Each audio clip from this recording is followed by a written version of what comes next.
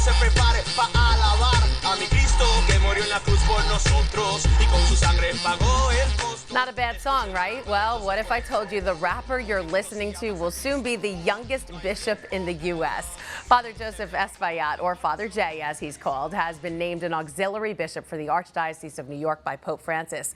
And he may look familiar to you. He's been on Net TV before helping us with papal coverage, and now he's joining us again. So welcome back, Father J, and congratulations.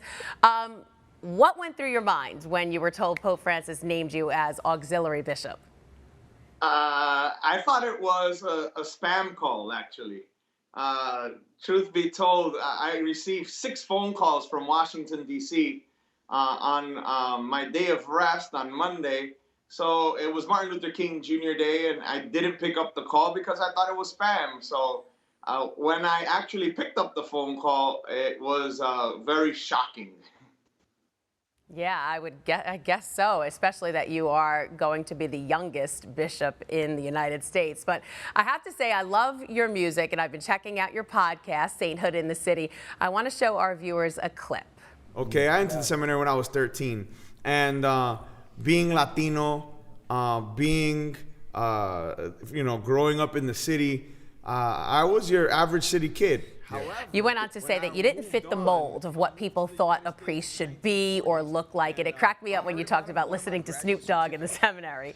But you really know how to connect with young people. I know you previously served as director of youth ministry, so you could be a key to increasing vocations. Is that a role you've taken on? Oh, absolutely. Vocations is very important in all aspects of church life. And it's something that I plan to continue to work towards for the kingdom of heaven. It's something that I've always had a love for, getting young people to consider the call that God might be calling them to become a priest, to become a deacon, to become a religious sister, religious brother, and also holy vocations to the married life and the lay state as well. Yeah, and you received that call early. You were just saying in your podcast you were 13. So you knew young that you wanted to be a priest. I didn't know exactly at 13 that I wanted to become a priest. I considered the call. It wasn't until like after college, really, that I knew for a fact after the spirituality year that the Lord was definitely calling me to become a priest. I was open the whole way. So when I was 13 years old, I saw this image of Our Lady, the Vobis in Matrem, and it was a draw. I felt some peace and comfort when I saw this image of Our Lady, and I applied to high school there. I didn't even know that it was really a seminary. I didn't understand what that was at age 13, but I was open to that, and praise God, he took the steering wheel.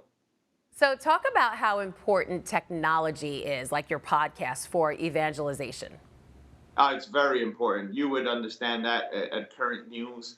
It's critical for us to reach the masses right now. It's critical for us to reach the young people, to evangelize in new ways. The new evangelization must involve technology, must involve social media in some way, shape, or form.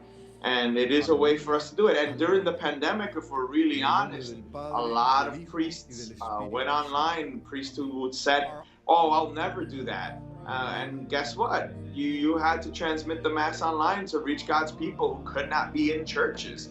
So it is a means, it is a way that we have to tap into as church and see and utilize in the right way.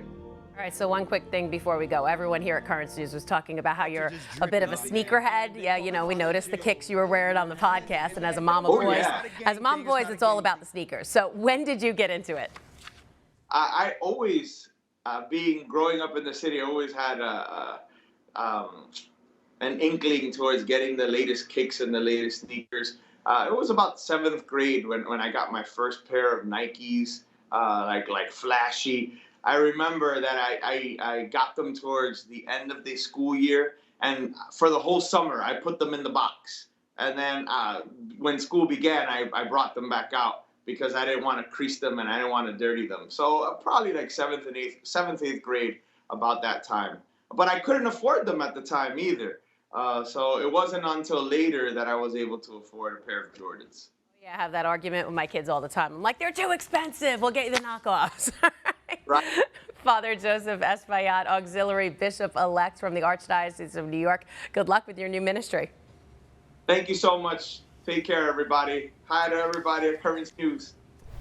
Hi, I'm Christine Persichetti, anchor of Currents News. If you like what you saw, please hit the like button on this video. And if you want to see more content just like it, subscribe and click on the bell for notifications. Thanks for watching, because we are putting your faith in the news.